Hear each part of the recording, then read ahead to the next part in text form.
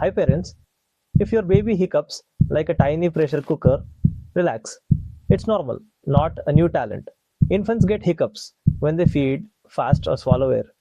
Their tiny diaphragm just says, oops. No need for shock therapy, no scaring the baby, and definitely no giving water. Just pause the feeding, burp gently, and carry on. Most times, within seconds, it settles. So, next time when grandmother yells, give sugar water, you can smile and say, Doctor said it's baby music. Save this and breathe easy. Follow for more clarity.